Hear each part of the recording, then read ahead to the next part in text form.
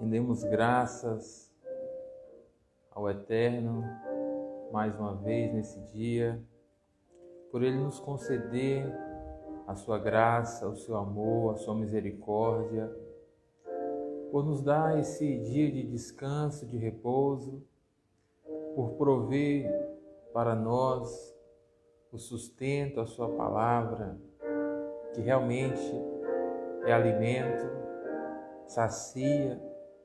Graças, Senhor. Te louvo, te agradeço, Senhor. Bendito seja o teu santo e o teu poderoso nome. Aleluia. Pai, te apresento, Senhor, a vida de cada um que estará, Senhor, participando dessa transmissão em nome de Jesus. Que sejam, Senhor, grandemente abençoados pela tua palavra. Pai, que possam receber códigos de restauração, códigos proféticos. Que a tua palavra, Senhor, venha sobre nós como uma instrução clara, apontando, Senhor, para a restauração de todas as coisas em nossa vida. Sabemos, Pai, que tu criastes cada coisa com um propósito. E ao sair deste propósito, Senhor, ao nos perdermos desse propósito, passamos a experimentar a desordem, o caos, o vazio,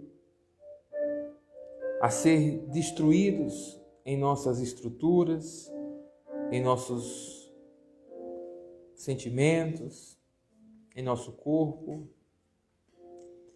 Mas, Pai, nesta hora eu te peço, Senhor, em nome de Jesus, clamando, Senhor, pelo sangue que foi derramado para a remissão dos pecados. Que hoje, Senhor, seja um dia de restauração em nome de Jesus.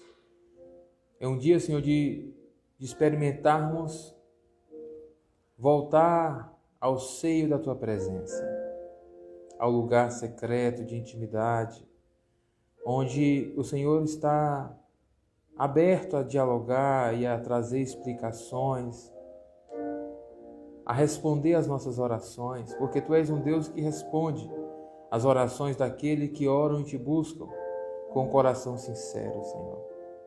Em nome de Jesus, que a tua palavra, Pai, possa vir, Senhor, como resposta às orações dos santos, dos teus filhos, que têm clamado dia e de noite, para que sejam atendidos, Senhor, em nome de Jesus.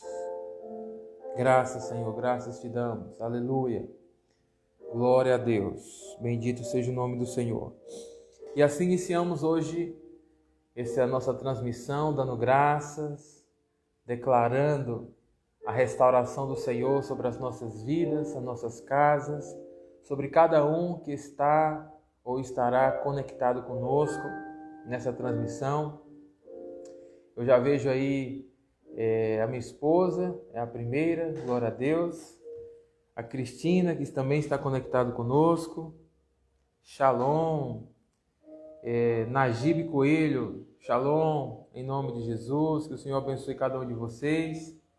E outras pessoas que estarão se conectando nessa tarde, em nome de Jesus. Cremos que o Senhor tem uma palavra poderosa. E o tema da mensagem hoje será sobre a restauração. Vamos estudar hoje, sobre os protocolos, os códigos da restauração.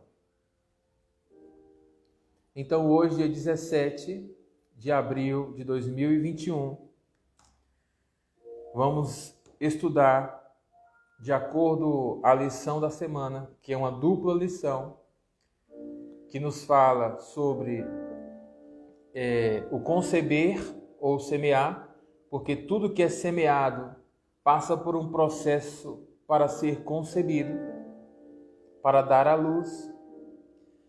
E também, nesta mesma lição, e vamos entender o porquê que se estuda as duas juntas, também vamos estudar sobre a lepra ou leproso, que é uma forma de entender a impureza. Tudo o que é semeado e é concebido, passa por esse processo de purificação. Vamos entender por que hoje.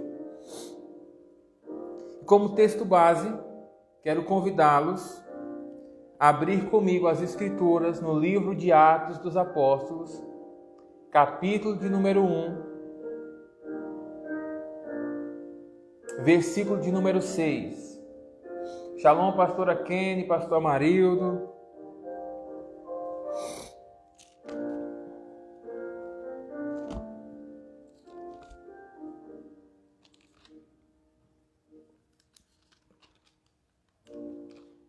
Atos capítulo 1, versículo 6. Esse será o nosso texto base. Aleluia. Que diz assim: aqueles, pois, que se haviam reunido, perguntaram-lhe, dizendo: Senhor, restaurarás tu neste tempo o reino a Israel?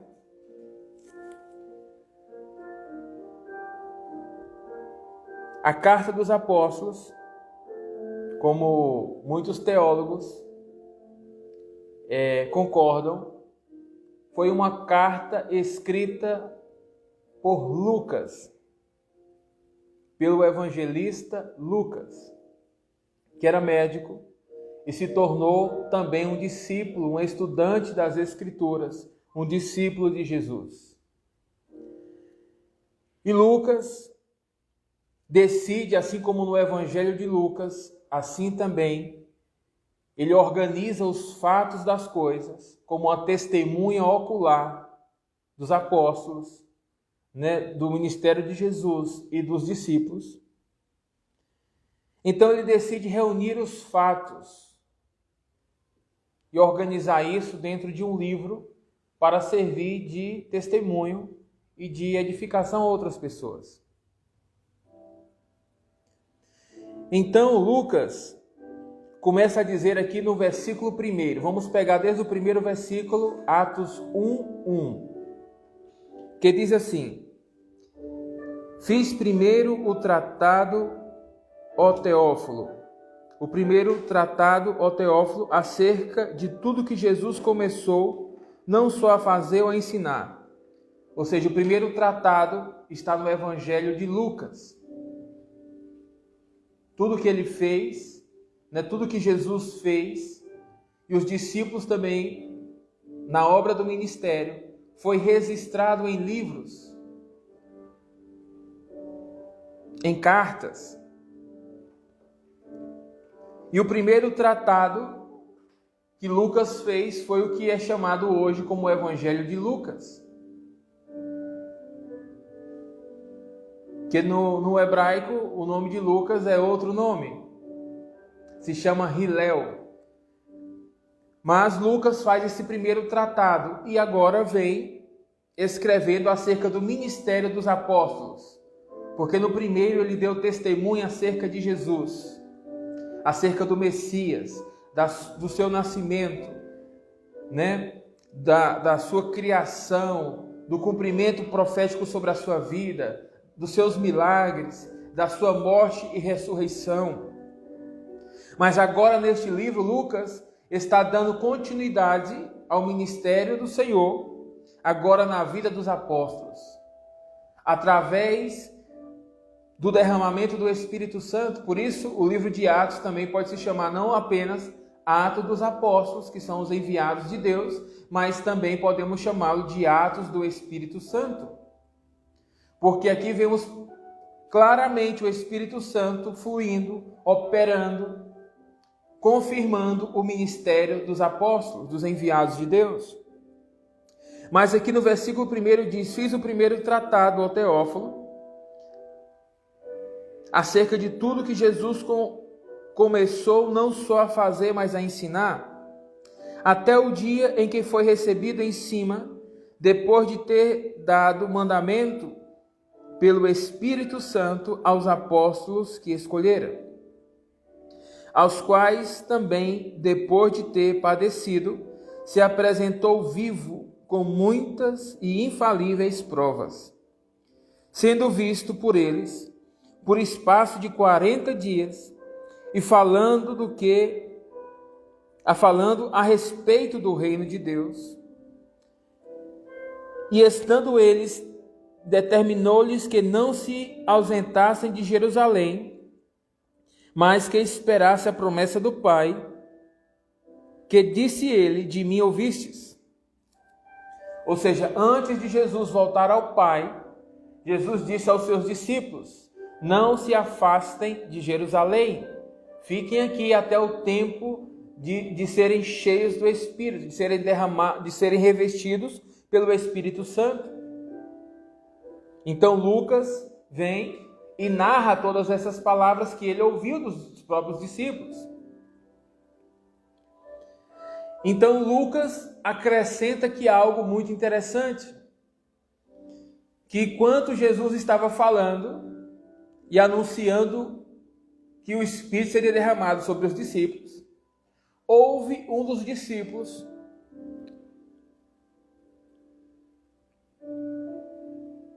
que diz assim: quando haverá essa restauração? Jesus tinha dito: João veio e batizou com água, mas vocês serão batizados no Espírito Santo não muito depois desses dias. Então um dos discípulos disse: quando vai restaurar Israel, o reino de Israel?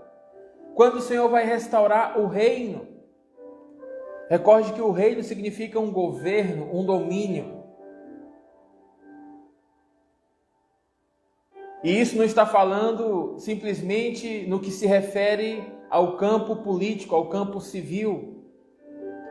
Aqui está se falando de resgatar do império das trevas, do pecado, da morte, do juízo.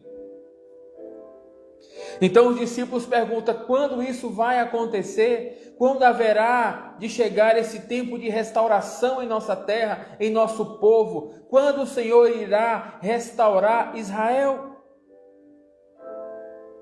E hoje nós vamos estudar os protocolos da restauração. E eu declaro que essa restauração vai iniciar na sua vida a partir de agora.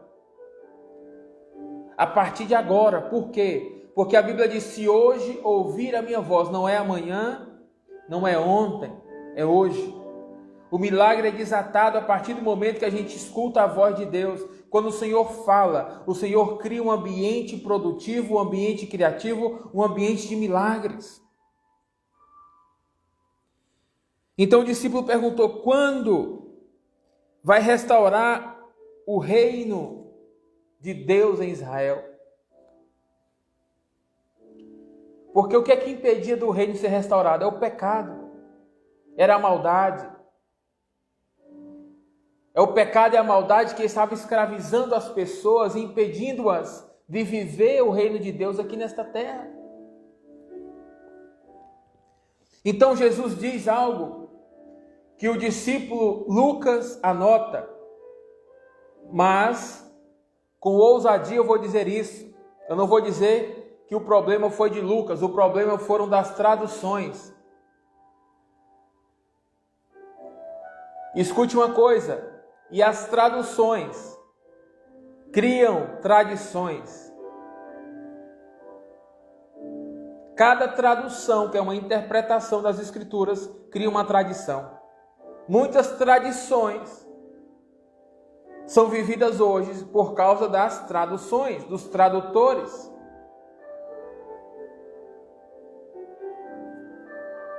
E é um perigo muito grande, porque a raiz dessa palavra tradição e tradução é a mesma raiz da palavra traição.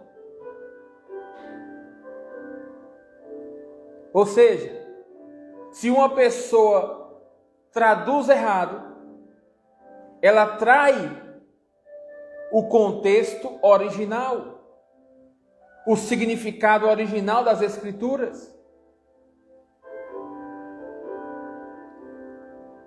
E aqui nós precisamos ter uma mente educativa, porque a traição não é somente um assunto de homem para com homem, e sim um assunto de educação, de não ser fiel ao ensinado, de não ser fiel ao dito, ao que foi escrito. E aí surgem os traidores da palavra, que são os que traduzem mal as Escrituras e, por causa das más traduções, criam tradições de homens, interpretando as coisas da sua própria maneira, não ensinando-as conforme o Senhor disse. Então veja aqui no versículo 7. E disse-lhes: não vos pertence saber os tempos ou as estações que o Pai estabeleceu pelo seu próprio poder. Quantas vezes ouvimos isso? E automaticamente o que nós pensamos, por causa de uma tradução, é que Jesus está dizendo que o tempo da restauração não era para que os discípulos pudessem saber, não vos pertence saber.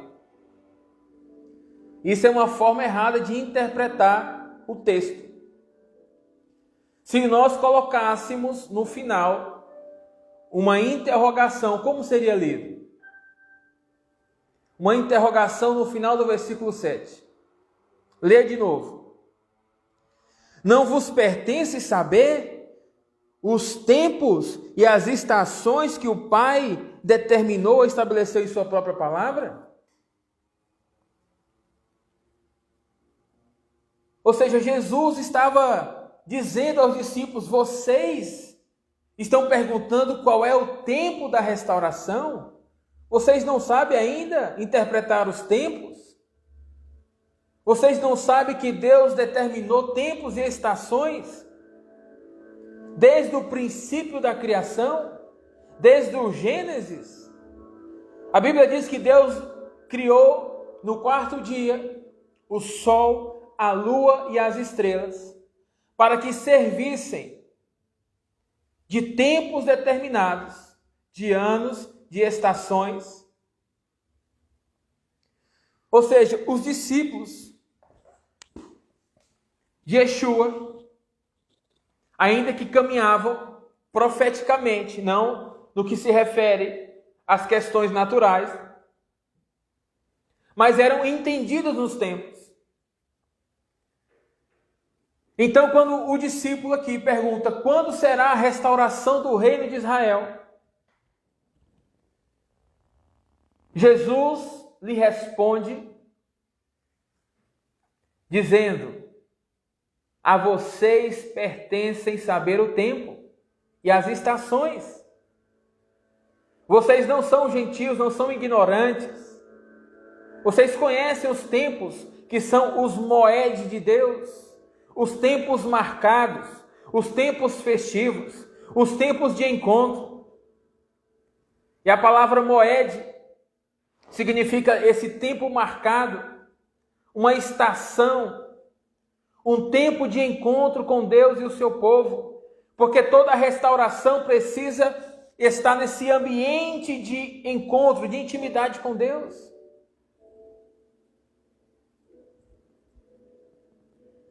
Então Jesus disse: vos pertence saber. Pastor, o senhor está mudando as Escrituras. Não, eu estou dando a tradução correta, pelo Espírito. A vocês pertence saber qual é o tempo de Pessá, qual é o tempo de primícias, qual é o tempo de Shavuot, de Pentecostes, qual é o tempo de Yom Kippur, o dia do perdão. E quando Jesus fala da restauração de todas as coisas, não tem um tempo mais profético do que o tempo de Yom Kippur, o tempo da expiação, o dia do perdão. Porque a restauração começa com o perdão dos nossos pecados. A restauração começa com o perdão das nossas dívidas. Por que Israel não estava sendo perdoada por Deus? Ou melhor, restaurada por Deus? Porque ainda não havia sido perdoada dos seus pecados, das suas iniquidades, das suas maldades. Todavia estava com o coração duro para resistir às palavras do enviado do Messias, do nosso Messias Yeshua HaMashiach, Jesus Cristo. Ao invés de ouvir a mensagem do enviado e de se arrependerem, começaram a perseguir o enviado, começaram a perseguir o mensageiro de Deus.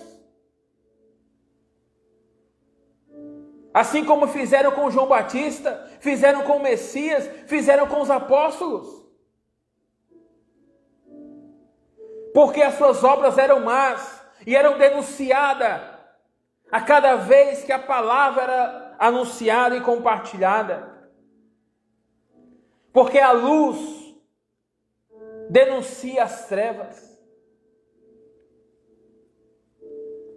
Então Jesus diz: a vocês pertencem saber os tempos e as estações. A palavra tempo no hebreu pode se entender no grego a diferença de tempo entre o Cronos e o Kairos. Cronos, tempo do homem. Kairos, tempo eterno. Mas no hebreu a diferença de tempos é o et. A palavra et significa eternidade.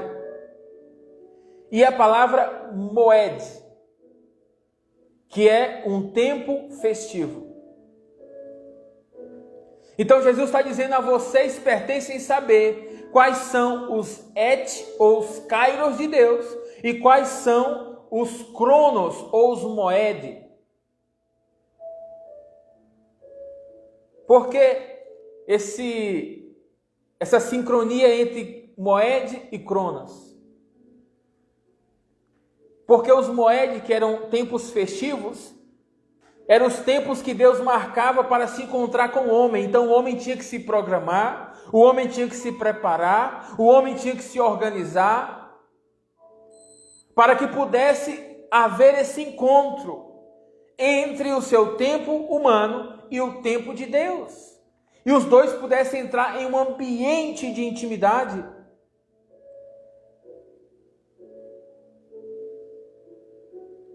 Deus quer encontrar-se conosco. E por que não nos encontra, pastor? Muitas das vezes, porque nosso relógio não está alinhado com o relógio de Deus. Precisamos voltar a ouvir. E quando eu falo voltar a ouvir, pode ofender alguns, dizendo que se não estão ouvindo. Mas voltar a ouvir a agenda de Deus, o relógio de Deus. A gente caminha muitas vezes em compromissos que Deus não tem compromisso. E nesse tempo, principalmente nesse tempo de pandemia e pós-pandemia, o Senhor praticamente anulou a nossa agenda, para que nós possamos voltar à agenda dele. Para que nós possamos, pelo Espírito, voltar à agenda dele. Porque Deus quer encontrar-se conosco. Mas muitos estão em tantas atividades, em tantos compromissos. E o Senhor está à espera de que voltemos a Ele de todo o coração. Porque somente quando voltamos ao Senhor de coração, vamos entrar nesse ambiente de restauração. A palavra restauração ou restaurar significa voltar-se ao desenho, voltar-se ao pensamento de Deus, à visão de Deus, à linguagem de Deus, voltar-se ao plano original. Isso é restauração, porque eu e você temos, ou melhor, somos um desenho de Deus, e muitas das vezes fomos deformados pelos ambientes que passamos, e o Senhor todavia quer nos restaurar a nossa mente, a nossa visão, o nosso coração, e principalmente restaurar a nossa intimidade com Ele. E aqui eu entro dentro das lições da jornada, nessa dupla lição de hoje. O livro de Levítico começa a falar, em Levítico 12, sobre o tempo da concepção, ou de conceber, de dar à luz. Não é a concepção, é o tempo de dar à luz, de conceber. A mulher, ao conceber, se tornava impura e havia de passar por um procedimento que nós chamamos de protocolo. Recorde que o tema da mensagem é protocolos de restauração. Protocolos de restauração. Então ela tinha que passar por esse protocolo. Se fosse homem, tinha que se purificar tantos dias antes de tocar em coisas sagradas. Se fosse mulher, tinha que se purificar tantos dias. Deus havia dado a instrução para que se pudesse seguir esse protocolo. E assim, a mulher que deu à luz pudesse voltar a estar pura, restaurada. Assim também, a criança que nasceu e todas as famílias, ao seguir esses protocolos, eram restaurados da sua impureza. Eu não vou entrar muito nesse contexto, mas nós precisamos entender que o nosso Messias, desde o seu nascimento, nasceu nesse protocolo. Ao nascer, a sua mãe, segundo a carne, precisou passar por um período de purificação antes de poder voltar às atividades no que se refere às coisas sagradas.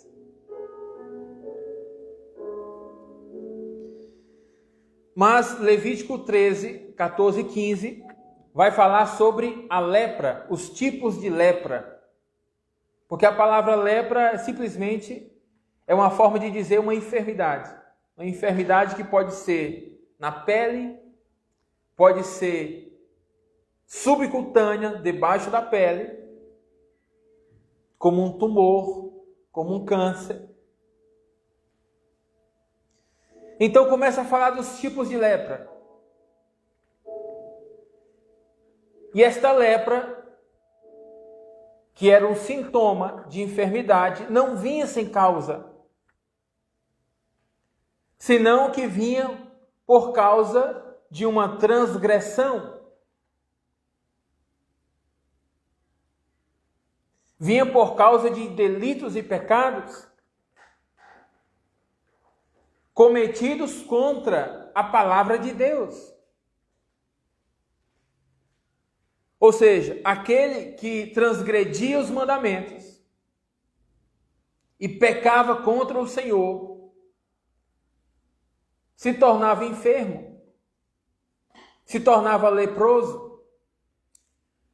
E quais tipos de pecado ou de transgressão, pastor, acometia um homem ou uma mulher para que pudesse se tornar leproso? Primeiro, usar ou mal utilizar a língua, as palavras. Assim como Miriam, irmã de Moisés, que era uma mulher de Deus, quando falou mal do seu irmão Moisés, porque disse que ele não estava dando assistência marital à sua esposa, porque só queria saber das coisas de Deus. E Moisés estava sempre buscando estar tendo uma vida de consagração, porque se Deus lhe chamasse, ele tinha que estar pronto a responder, ele não podia entrar no santuário se ele tivesse impuro. Porque se ele cometesse impureza, ele tinha que passar por um processo de purificação, de pelo menos uma tarde, um dia, ao se lavar, para poder entrar na presença do Senhor. Então Miriam, com o desejo de querer também cumprir essa função profética que Moisés cumpria, começou a dizer: ô Moisés, por que você não dá assistência à sua esposa? E começou a dizer para a esposa de Moisés, né, criando esse clima entre o casal, dizendo: olha, por que você não chama o seu marido para que ele cumpra as obrigações maritais com você? Porque no coração o que ela queria era entrar no templo, no lugar de Moisés, no lugar de intimidade. E o Senhor lhe advertiu, dizendo: Moisés, chame Arão e Miriam, porque esses dois já estão se contaminando pela forma que estão falando. E todo pecado, primeiro, ele é concebido aqui na mente. Por isso a Bíblia diz: criei, por isso falei. Mas se um pecado é concebido na mente e logo é publicado pelo que falamos, assim também as palavras proféticas. Tudo o que falamos profeticamente primeiro é concebido em nossa mente.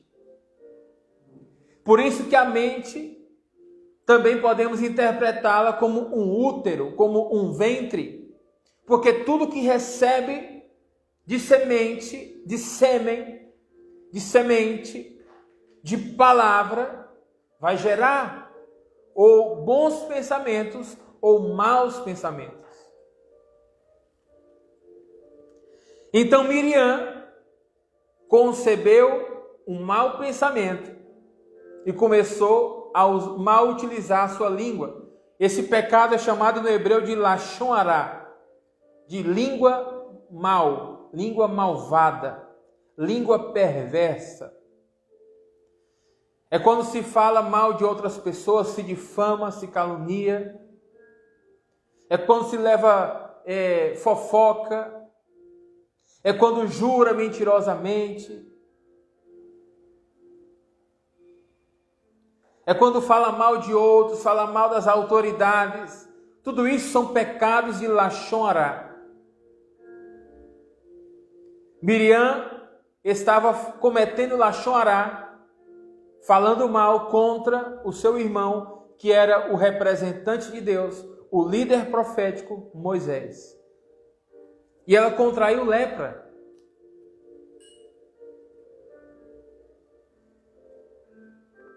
E todos que contraíssem lepra, quer seja no seu corpo,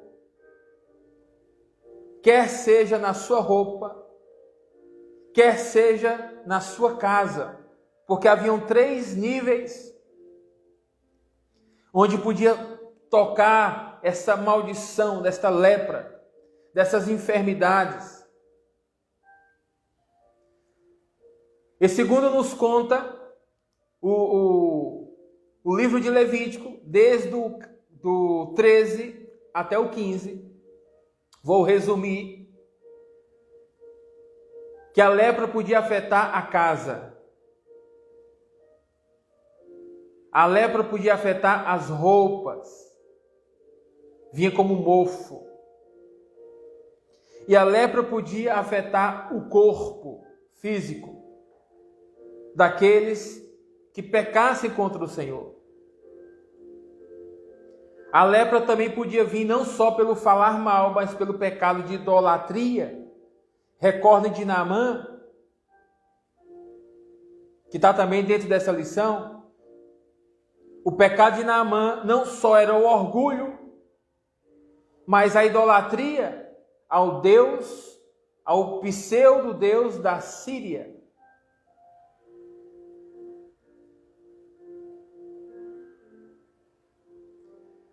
A lepra também vinha pela avareza, que é uma forma de idolatria. Geazi se tornou leproso por causa da avareza, porque correu em busca de uma oferta que o profeta Eliseu havia rejeitado. Por quê? Porque o profeta discerniu que aquela oferta não seria algo bom, porque quem está preso em avareza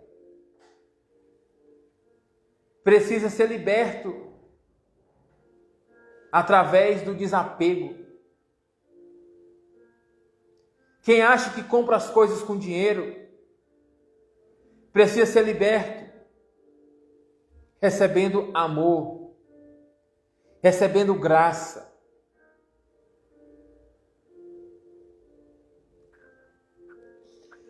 Então, o pecado de lepra vinha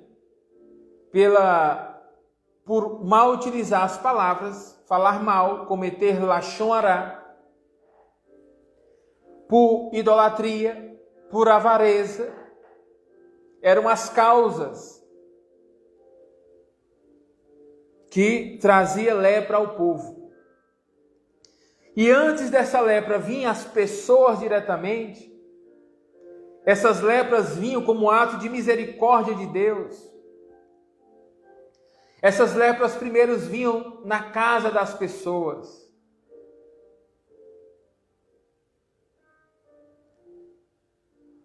Ou seja, a casa começava a acumular mofos, a acumular manchas.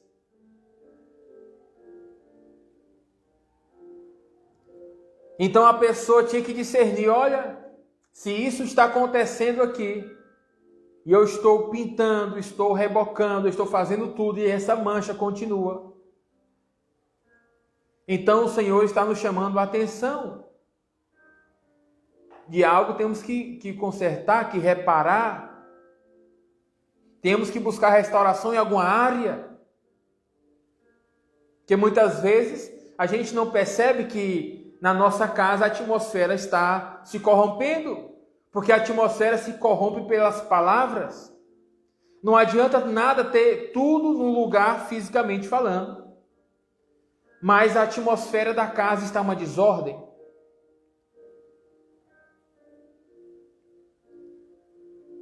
Então tinha que se fazer a purificação do ambiente. E para isso se chamavam sacerdotes. Assim diz a palavra, vá ao sacerdote para que ele te examine. Os sacerdotes iam examinar as casas. O sacerdote ia examinar as peças e acessórios de roupa, de couro, de tecido. E também a pele das pessoas e os seus pelos, a pele e os pelos. Se houvessem manchas, se houvessem feridas, então deveria ser examinado para saber se era lepra. Então primeiro vinha sobre as casas. Se a pessoa ainda não se desse conta, não se arrependesse das suas condutas, dos seus pecados, quer seja de falar mal das pessoas, quer seja da idolatria ou da avareza, então essas manchas vinham para as roupas. E se a pessoa continuasse com a sua má conduta, então essas manchas vinham para o corpo. Quando chegava no corpo, então essa pessoa se tornava leprosa e tinha que ser afastada do convívio social. Só que antes de ser afastada, deveria ser examinada pelo sacerdote em ofício. E que tremendo a gente pode ver nessa lição, porque havia todo um protocolo, um procedimento de como proceder em cada situação. Ou seja, se a lepra vinha sobre as casas e criava-se manchas, mofos, não se demolia a casa de imediato. Primeiro, tentava restaurar esta casa, retirando da parede as manchas, os mofos, mudando os tijolos, colocando novos tijolos, novas pedras, e depois rebocava. Era uma forma de tentar fazer, uma tentativa de restauração. E se não restaurasse, então a casa tinha que ser demolida. A casa tinha que ser destruída. Por isso Jesus falou acerca do templo em Jerusalém: não ficará pedra sobre pedra, sem que seja derrubado. O que Jesus estava dizendo? Que não adiantava só fazer um pequeno reparo, não adiantava só restaurar tijolos e pedras. Aquele templo tinha que ser destruído, aquele templo tinha que ser demolido, para se levantar um novo templo, uma nova casa, uma nova habitação, porque aquela havia se contaminado pelo pecado, aquela havia se enchido de lepra, que no hebreu é tizaraat, se enchido de lepra, de enfermidades, de tumores, de cânceres.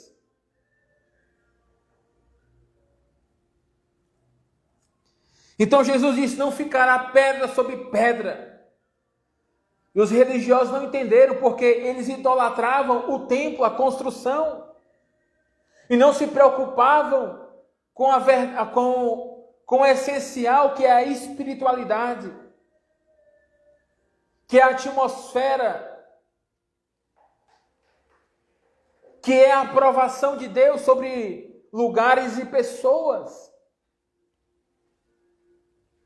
De que adianta a aparência? De que adianta a estrutura física?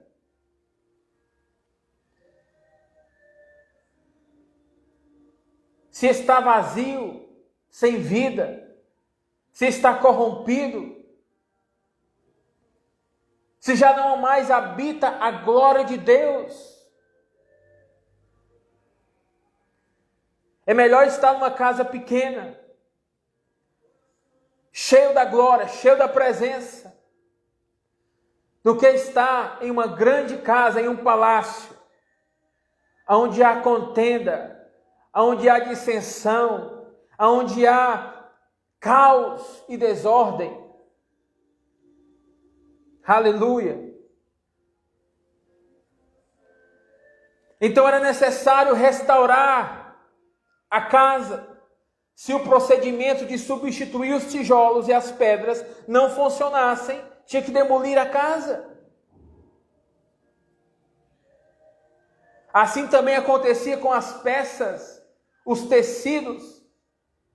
Se houvessem mofo nos tecidos, por causa da lepra, então os tecidos eram cortados. E se ainda assim a lepra fosse uma lepra corrosiva, passasse para todo o tecido tinha que ser destruído. Assim também no corpo das pessoas. E para cada circunstância havia um protocolo. Aquele que estava leproso tinha que ser examinado pelo sacerdote, não ia ao médico. A Bíblia diz: vai ao sacerdote e apresenta a tua lepra. Não adiantava esconder a lepra. Se escondesse, a lepra ia passar para o corpo inteiro. e a pessoa se tornaria um câncer vivo.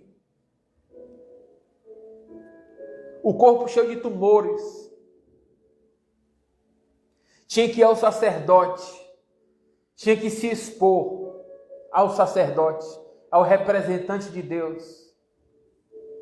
Por isso a Bíblia diz lá em Tiago 5,16, que devemos confessar os nossos pecados uns aos outros e orar uns pelos outros para sermos curados.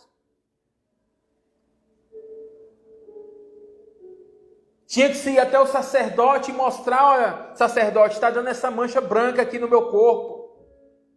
Os meus pelos, seja da cabeça, da barba, está dando mancha branca ou vermelha. Então o sacerdote examinava e dizia: tem que ficar 7 dias de purificação, 7 dias de isolamento.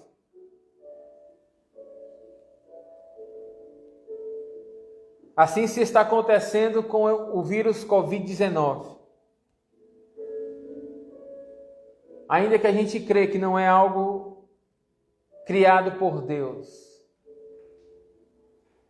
mas está fazendo com que esses procedimentos, esses protocolos, sejam praticados. E nesses protocolos Deus possa ministrar as nossas vidas, as nossas casas, as nossas famílias. Que precisamos buscar a restauração. Precisamos buscar a restauração.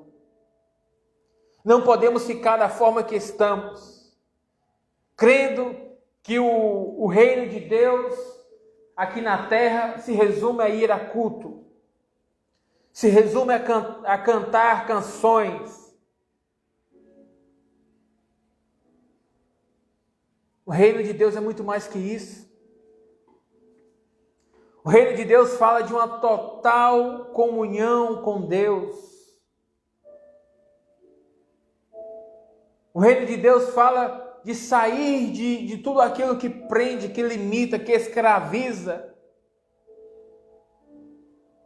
Debaixo de todas as autoridades que senhoreiam a vida das pessoas e as impedem de servir a Deus.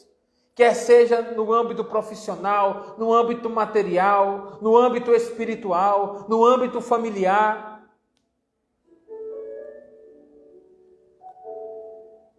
Não podemos viver como nos tempos que os nossos antepassados viveram no Egito, sem poder servir a Deus, escravos.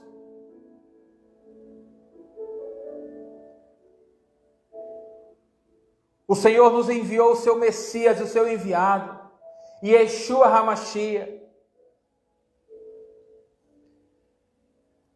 para nos levar ao caminho da liberdade, ao caminho da restauração, a nossa herança,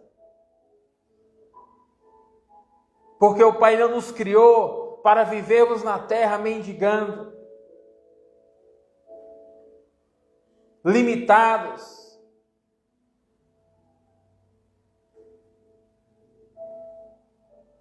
Mas o Senhor nos criou para viver o melhor de Deus, em nome de Jesus, e assim viveremos.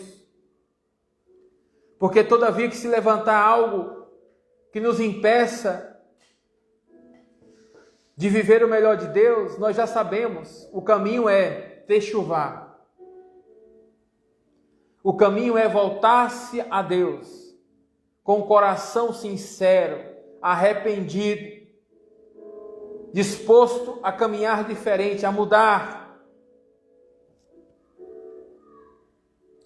Portanto, os discípulos sabiam muito bem o tempo da restauração e as estações.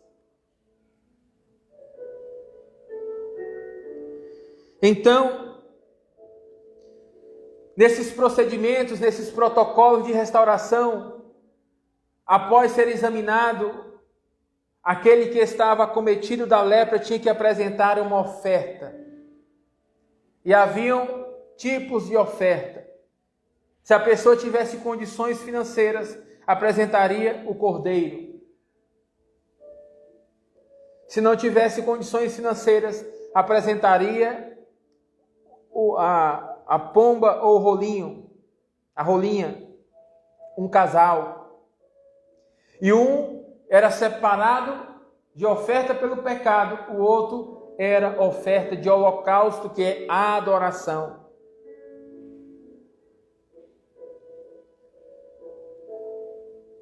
E após a oferta recebida pelo sacerdote, o sacerdote também fazia um novo exame, espiava novamente, após o período de isolamento, para saber se a lepra ou a enfermidade já havia desaparecido.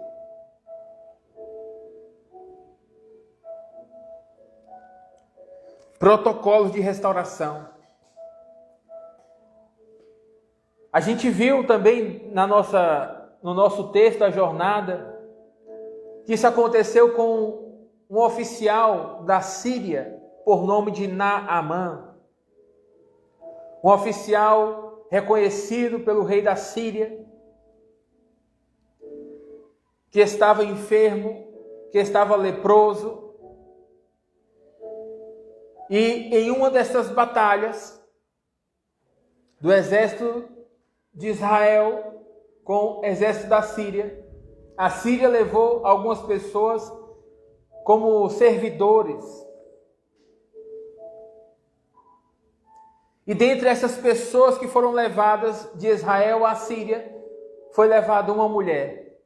A Bíblia não fala nada sobre essa mulher, a não ser que ela era uma mulher de Israel. E que, ao ouvir que Naamã, um oficial respeitado na Síria, estava leproso, essa mulher decide ser uma voz profética para falar acerca de Deus, acerca do Deus de Israel, acerca do ministério profético, acerca dos protocolos da restauração. E ela diz: olha, lá na minha terra eu sei que tem restauração, tem a unção profética, tem a voz profética, tem os profetas. O Deus de Israel cura, o Deus de Israel sara, e o nome dele é Jeová Rafá, o Deus que sara, o Deus que cura, o Deus que restaura. E se você for lá, você vai ser curado.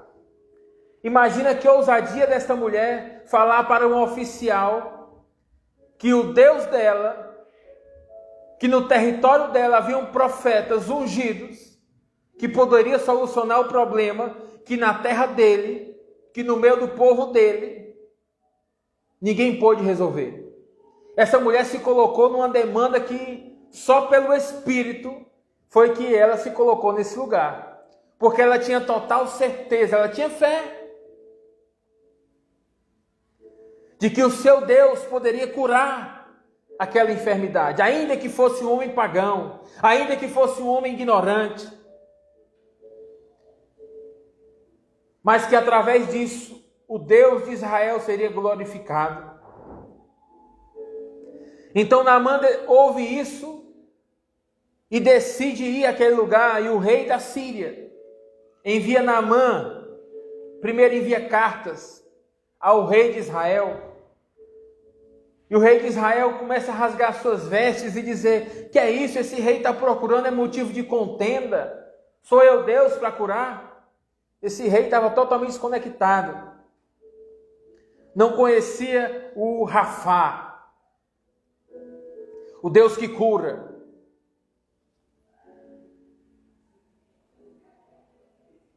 Então Naamã foi. E Naamã não foi com as mãos vazias, levou vestimentas, levou presentes, ouro, prata, em busca de ser curado em Israel. E quando chegou lá, o profeta Eliseu, porque o profeta também é sacerdote, o leproso tinha que ir ao sacerdote, para que o sacerdote lhe examinasse. Mas o profeta não precisa examinar com os olhos naturais, porque ele tem os olhos de Deus. Ele tem os olhos proféticos de Deus. Então ele já sabia o porquê aquele homem veio. Ele já sabia o que ele deveria falar.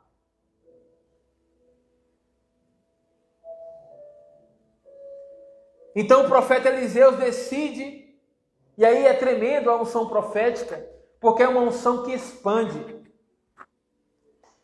Expande.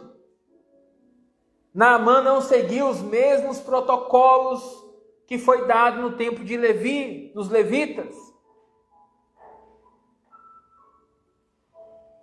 A instrução foi baseada naquele protocolo, mas não foi da mesma forma, porque a unção profética é uma unção expansiva. O profeta entendia os códigos da restauração e falou: você não precisa esperar 7 dias. Você precisa dar 7 mergulhos no Rio Jordão. E o tremendo, o que é que Deus nos ensina nisso? Que não são os métodos que curam.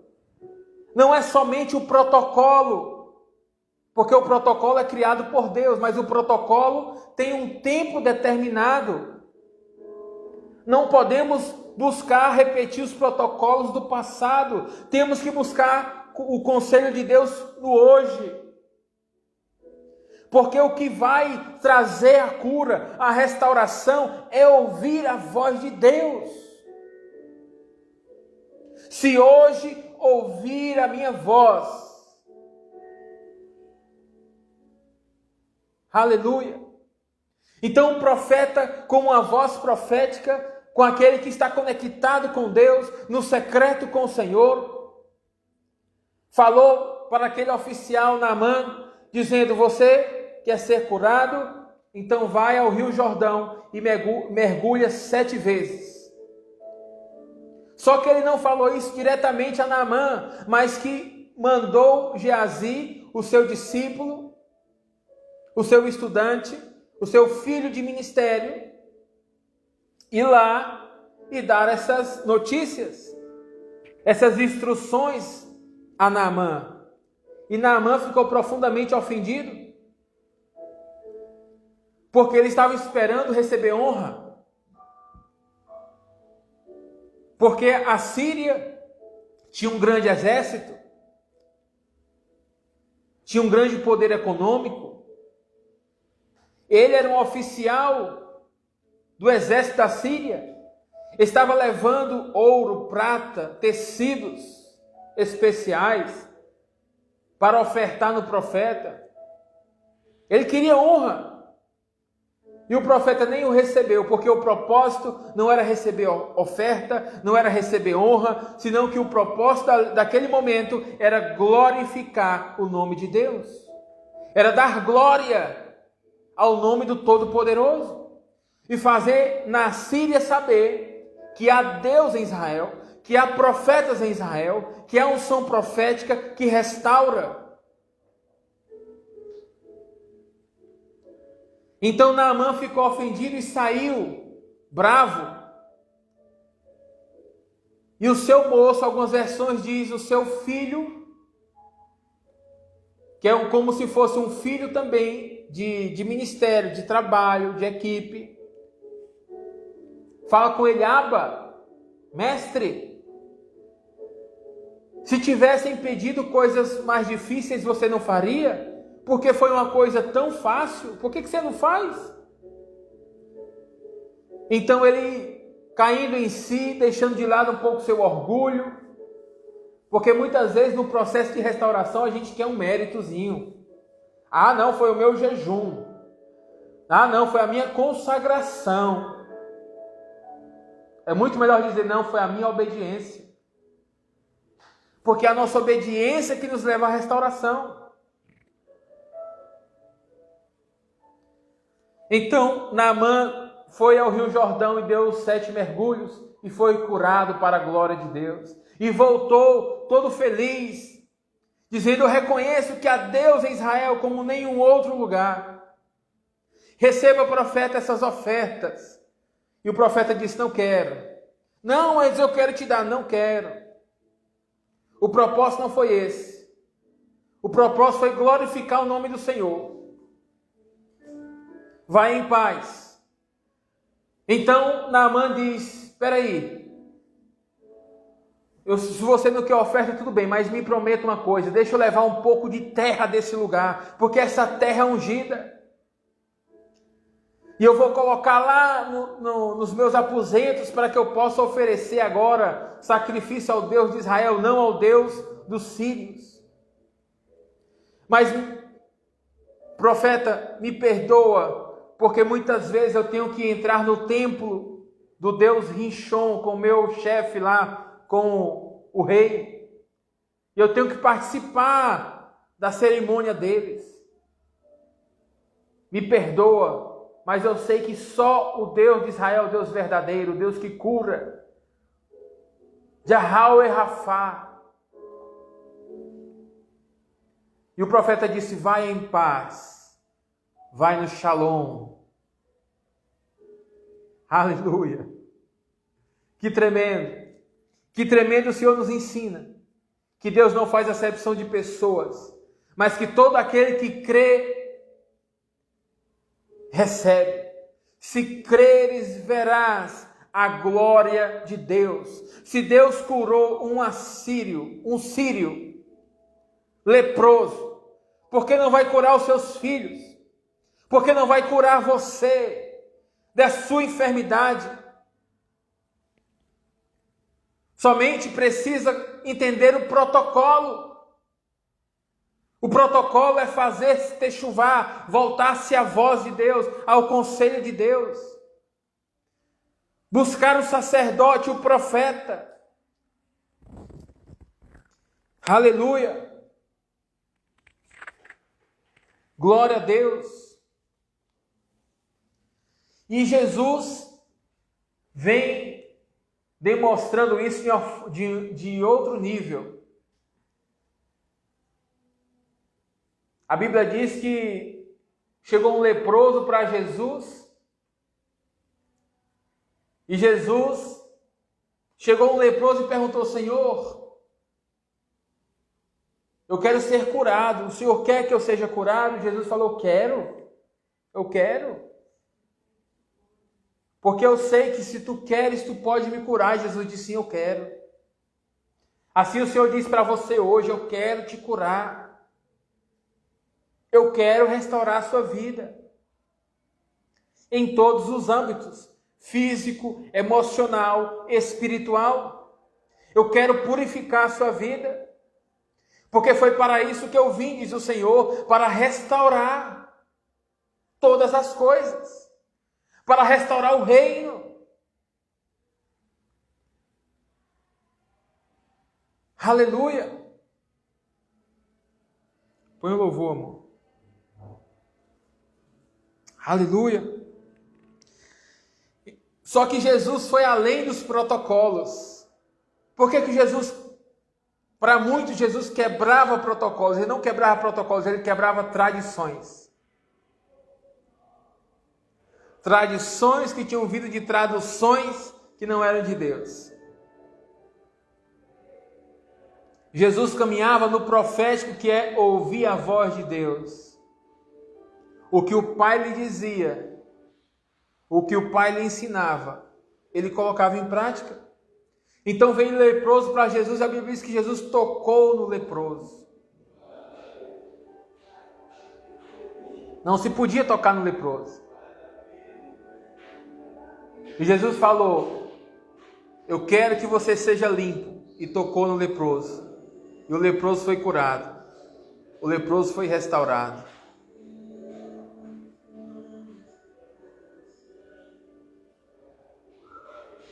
Assim eu declaro que a mão do Senhor toca na sua vida. A mão do Senhor toca no seu corpo. Toca em cada área da sua vida que está debaixo de ataque de enfermidade, que necessita de restauração. Que a mão de Rafá toque a sua vida agora. Ainda que você tenha dado motivos, tenha falado mal, tenha pecado por lachonrar, tenha cometido avareza,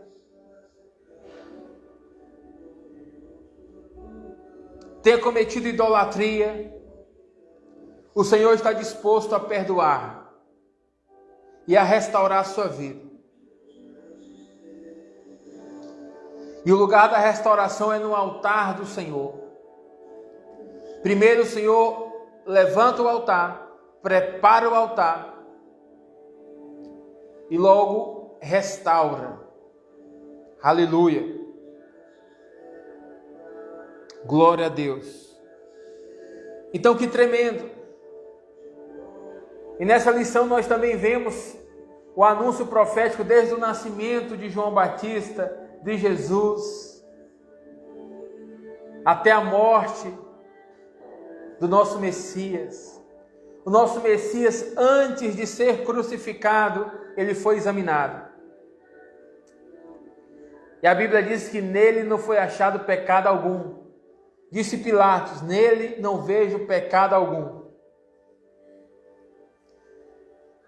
Jesus foi crucificado, foi sentenciado à morte injustamente, para que se cumprisse a justiça perfeita de Deus e os poderes das trevas fossem arrancados, fossem invalidados. Porque um tribunal que legisla impiamente, injustamente, perde a sua autoridade. Porque um tribunal que não opera em justiça é um tribunal que não tem poder e legalidade diante de Deus. Aleluia. Em Jesus não foi encontrado pecado. E aqui, para finalizar a lição de hoje, é importante entender que Jesus foi contado como um leproso. Jesus curou leproso, Jesus restaurou muitas vidas, mas assim como Jó, quando estava passando seus processos de lepra, foi julgado pelos seus amigos como um pecador, Jesus também foi contado entre os pecadores. Por isso que também uma das formas de chamar o nosso Messias é o Messias leproso, o Metzorá, o Messias leproso. Não que ele tinha lepra, mas ele foi contado como um leproso. Porque a Bíblia diz, a profecia de Isaías 53 diz que pelas chagas do Messias, pelas feridas, porque ele levou no seu corpo as nossas enfermidades, ele levou no seu corpo as nossas dores. Ele não cometeu pecado, nele não foi se achado pecado, mas ele foi contado como um pecador. Muitos escondiam o seu rosto de Jesus, porque lhe achavam desprezível, sem valor. Em uma sociedade que idolatrava o material, Jesus não era pobre, porque Jesus tinha a provisão do Pai. E quem tem a provisão do Pai é rico e tem tudo. Mas Jesus não andava em glamour.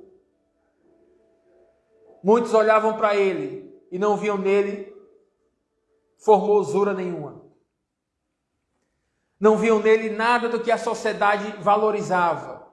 Fama, bens materiais, reconhecimento. Jesus foi contado entre os leprosos,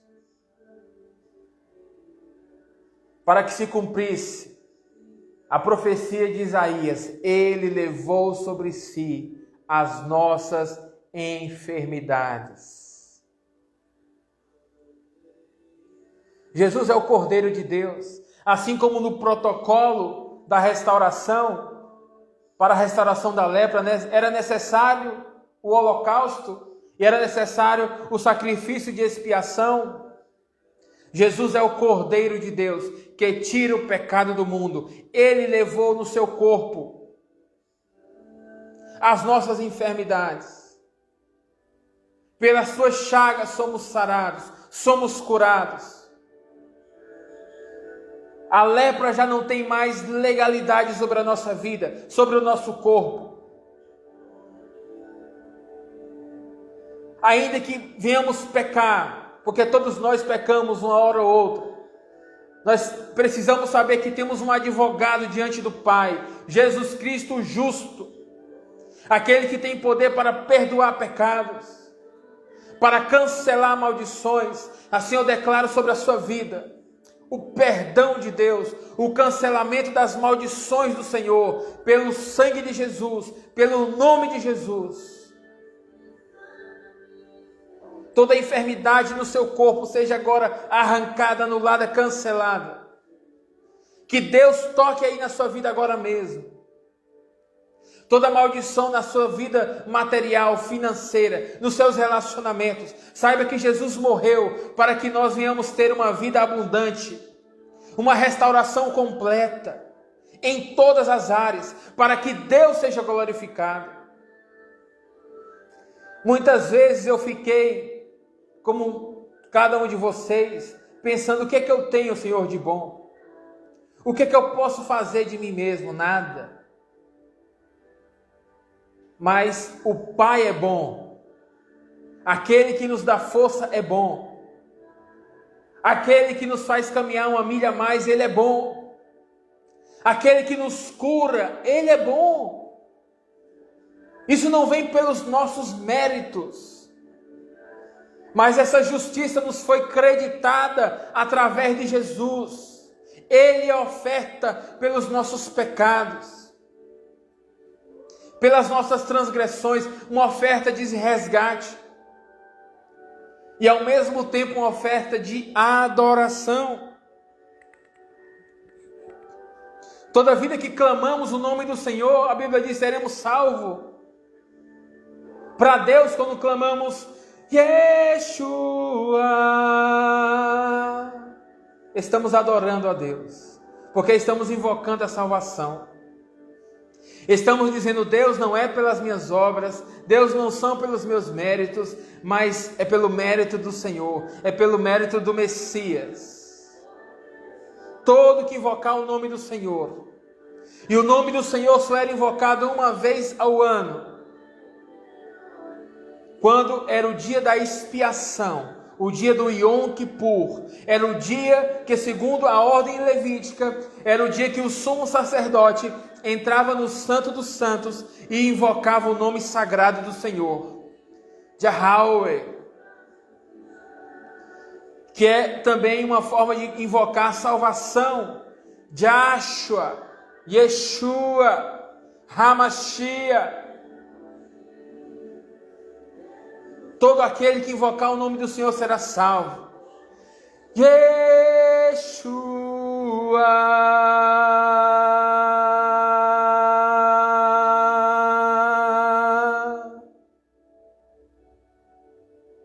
Não espere para invocar o nome do Senhor no seu momento de desespero. Você pode invocar também no seu momento de desespero, no seu momento de sofrimento, de medo. Mas você pode chamar o Senhor no tempo em que você quer que Ele se revele a você, para que Ele te mostre a restauração, para que Ele te mostre a expiação, para que Ele te mostre o perdão, para que Ele te mostre tudo aquilo que Ele quer te mostrar nesse tempo.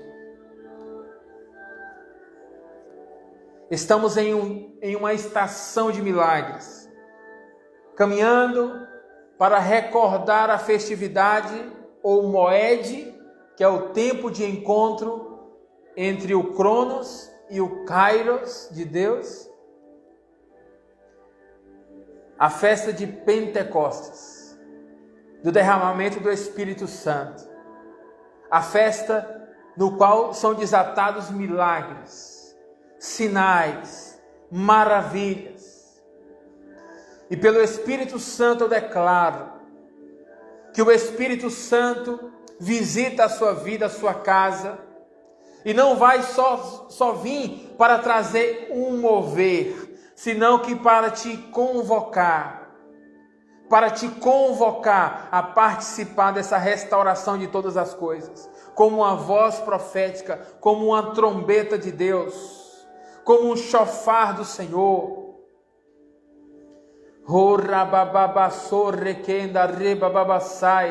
Em nome de Jesus eu declaro, Espírito Santo, enche, Senhor, restaura primeiro restaura, leva-nos, Senhor, ao estado original, antes do pecado, antes, Senhor, da queda, da concepção do pecado,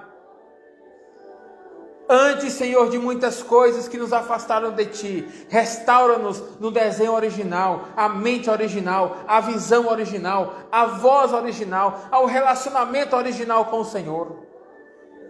Em nome de Jesus, porque no Messias desfrutamos de uma comunhão completa. Já não há separação, já não há mais véu. O véu foi rasgado de cima a baixo. Podemos entrar na presença, podemos entrar no ambiente de glória.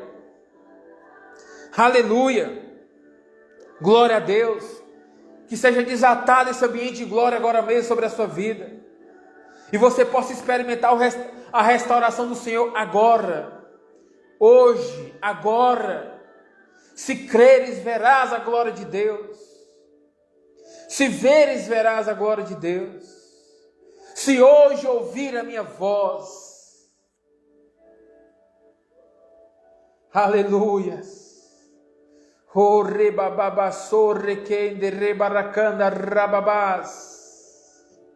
que a unção do Espírito agora possa te guiar, porque é o Espírito Santo hoje em dia que nos traz esses protocolos, é pelo Espírito da profecia. Oh, rebassorra, canda, rabachai, rabababacer, rebeque, rabababassor, remanai, arrebassai. É o Espírito Santo. O mesmo Espírito que operou sobre o profeta Elias, trazendo as instruções, os protocolos de restauração a Naamã. Esse mesmo Espírito está conosco hoje, agora. E Ele te mostrará o caminho da restauração de todas as coisas. Restaurar os seus dons, restaurar a sua alma, restaurar a sua visão, restaurar a sua força profética, restaurar o seu chamado, porque aquele que Deus chama, o chamado é irrevogável. Pastor, eu pequei, pastor, eu desanimei, pastor, eu fiz as coisas erradas, não importa. Se hoje ouvires a voz do Senhor teu Deus, se Deus perdoa os pecados e a lepra daqueles que são de fora, o que não fará pelos seus filhos?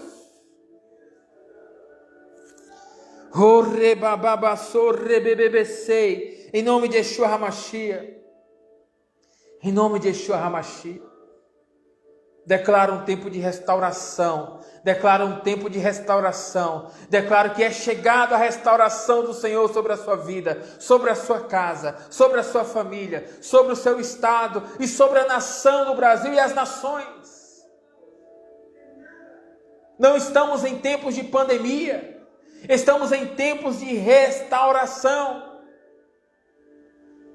Porque vocês sabem os tempos e as estações. Vocês sabem os os kairos, vocês sabem os moed, vocês sabem os cronos de Deus, os tempos de encontro. Aleluia.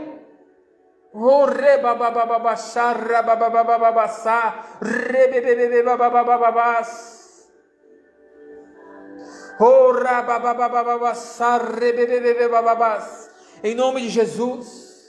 A vontade que dá é de continuar aqui, criando e fluindo nessa atmosfera de glória. Aleluia. Mas eu sei que o Senhor quer fazer isso com você no secreto. Eu sei que o Senhor quer te mostrar coisas tremendas e ocultas, que ainda não tem experimentado, mas chegou esse tempo na sua vida. Chegou esse tempo na sua vida.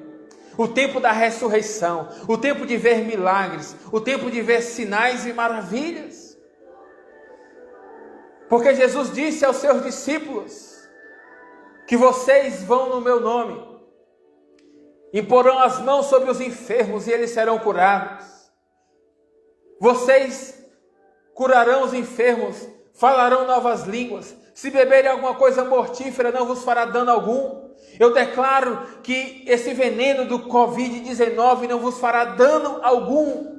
Não vai afetar os seus órgãos, não vai afetar a sua alma, o seu corpo, o seu espírito, porque sobre você está a promessa, sobre você está o juramento, sobre você está o pacto no sangue de Jesus Cristo.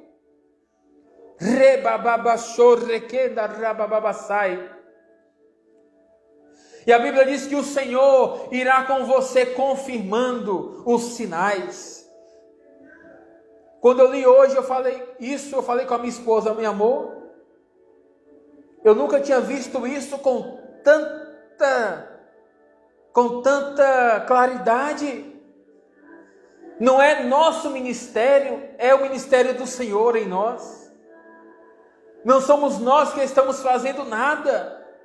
É o Senhor que está conosco confirmando o que nós decidimos obedecer e caminhar por obediência. O Senhor nos disse: vai, impõe as tuas mãos sobre os enfermos e eles serão curados, porque a glória não será para ti, a glória será para mim. Vai e flui nos dons do Espírito, porque não são teus, são meus, e eu decidi te dar para que você possa publicar a minha glória, publicar a minha palavra, publicar o meu evangelho, para que as outras nações saibam que não há Deus senão o Senhor. Assim como foi na Síria no tempo de Naamã, em meio a um povo pagão, em meio a um povo idólatra, se manifestou a glória e a graça e a misericórdia do Senhor. Assim eu declaro que será sobre as nossas vidas, sobre as nossas casas, sobre os nossos territórios. É tempo que a glória do Senhor enche a terra.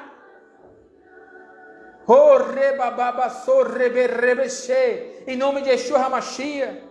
E esta glória vai fluir através de você, através da sua vida.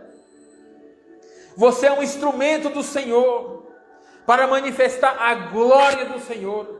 A glória Kavod, a glória que é a presença, mas a presença que se manifesta. A glória manifesta de Deus. Aleluia.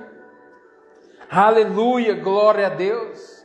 Louvado seja o nome do Senhor. E aqui nós encerramos nosso tempo de transmissão, nosso ensino.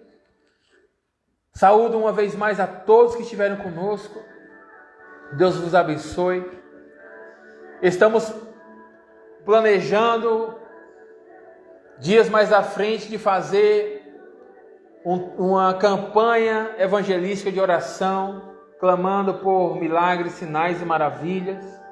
E nós cremos que o Senhor nos dará as estratégias e nos trará as pessoas que estarão conosco para este power de Deus, para essa ativação. Porque nós, como discípulos, conhecemos os tempos e conhecemos as estações do Senhor.